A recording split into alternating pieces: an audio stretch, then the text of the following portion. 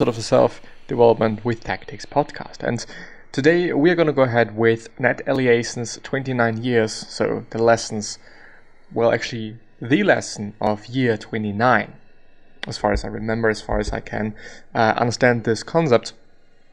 I'm fire it up, Nat, yeah, this is how you write Nat Eliason. Let's go to his regular page and I'm going to show you as well.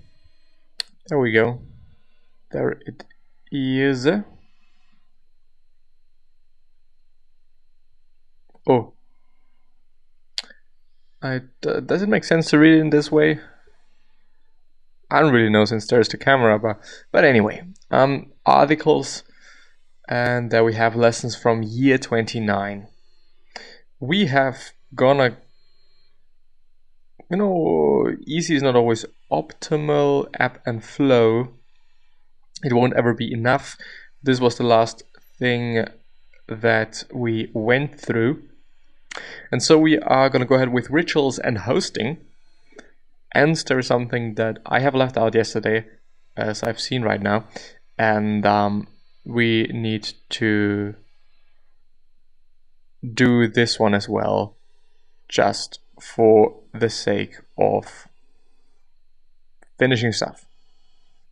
And I do just realize that the setup may not be optimal.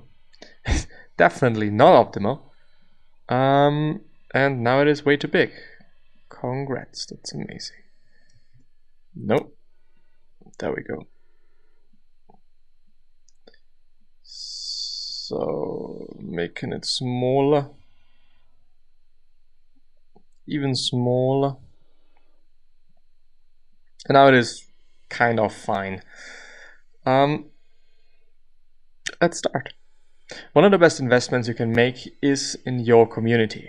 It is tough to make friends and be constantly social in a world of remote work, Netflix and social media, but everyone wants to spend time in real life with people who share their values. Hosting is a great way to facilitate this. Bringing together groups for dinners, breakfast, coffee, adventures, parties, whatever, is something everyone enjoys and appreciates but are often hesitant to initiate themselves. It's really worth making the effort to initiate these gets-togethers. Constantly planning things gets exhausting though, which is why rituals are so helpful. Having preset times and places for different events gives everyone an easy way to see each other without having to rely on one point person to constantly bring everyone together.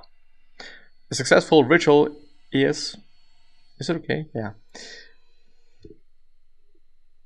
I feel a tiny bit nah, it is fine. Just thinking about the camera being a bit too blown out, I think. So let's actually do something about that.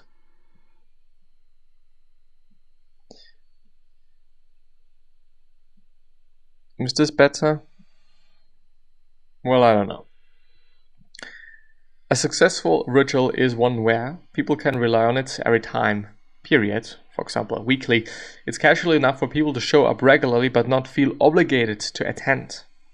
Because sometimes we need to do things, sometimes there are things going on, we just can't attend everything. It's just not possible sometimes, even though we really want to do so. There's stuff happening, we all have our lives, we all have our things. It is fine, it is normal, it is what it is. It could continue without the initial point person perpetuating it. It could be anything: group coffee, a workout class, a running group, a swimming group. Creating regular social activities with people you want to spend more time with is the best way to see them more often. Part of it relates to what I talked about in Default Now. Instead of filling your week with work and then hoping to squeeze social time in around it, fill your week with regular social activities, which are rituals, and fill the work in around it. If you can do so, of course. But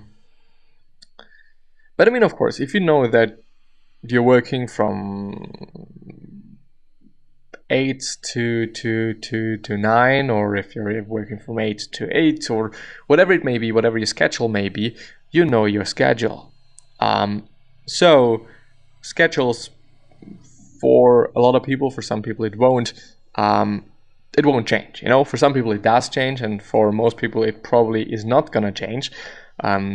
Basically doing not necessarily the same thing every single week, but having the same schedule every week, which actually gives you then the opportunity to have social rituals, doing things.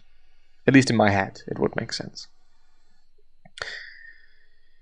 Everyone else wants more of these activities too. They are just waiting for someone to initiate them. It may as well be you. Have a great year.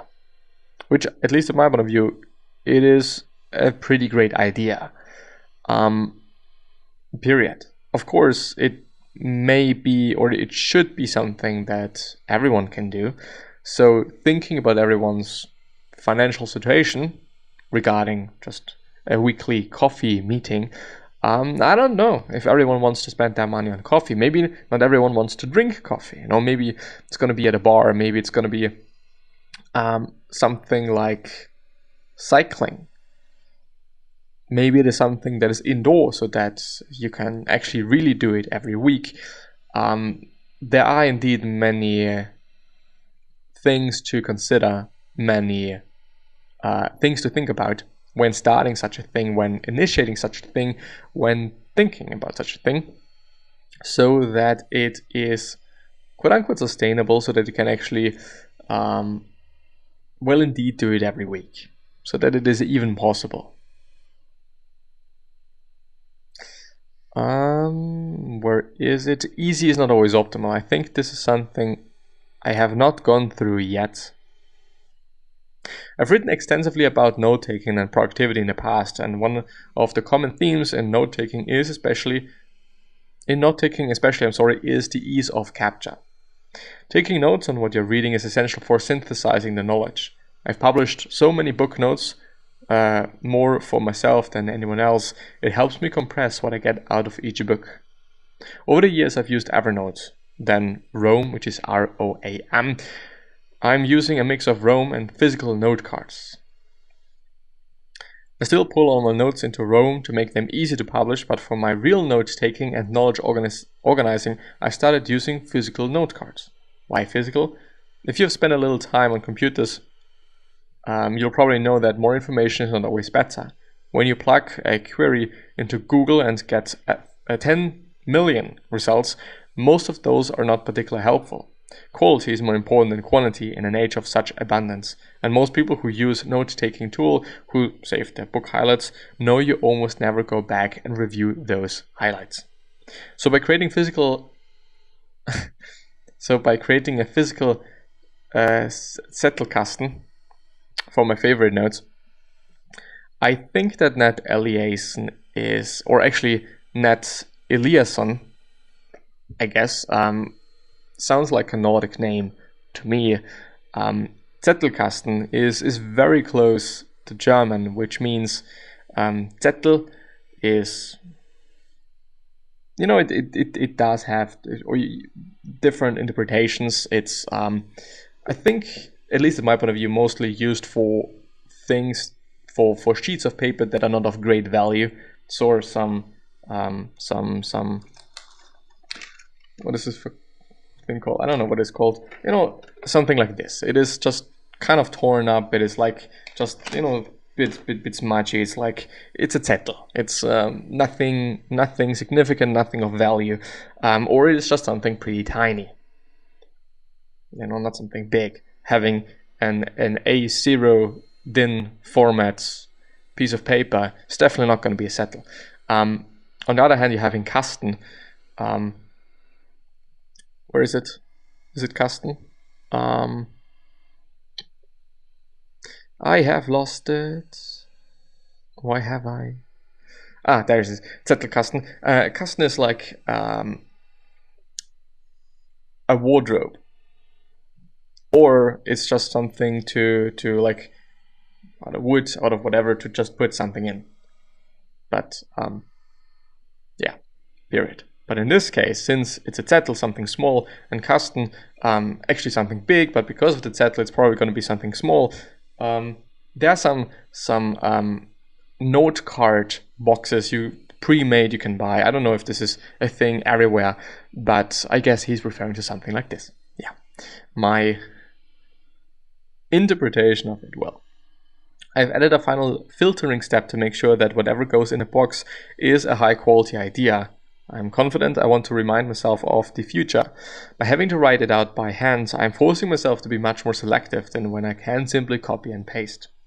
Think about how much more meaningful it is to get an e-card versus a physical card. The e-card is much lower effort. It takes time. It takes time and energy to pick out a physical card and give it to someone.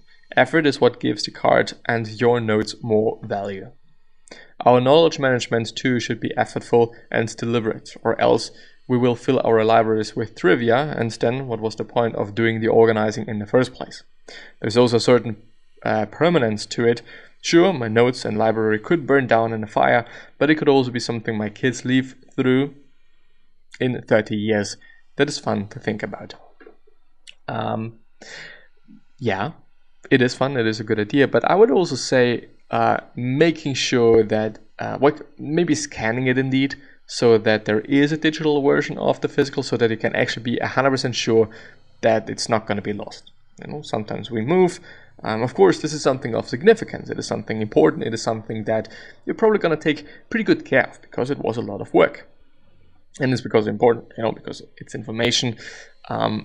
So you're probably keeping an eye on it, a pretty close one. But I would make sure that it is fine. Maybe also, taking a picture of it could also work, you know, because why not? But I guess this is actually it with the whole one, I assume.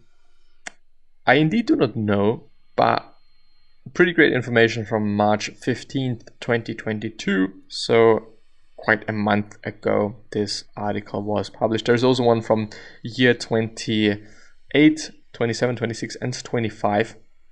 So I'm actually reading there, and pretty interesting, because this person probably knows quite a lot about quite a lot of things, since he went through so many books. And also there's a little bit of an work-life introduction thing here in the very beginning of this article.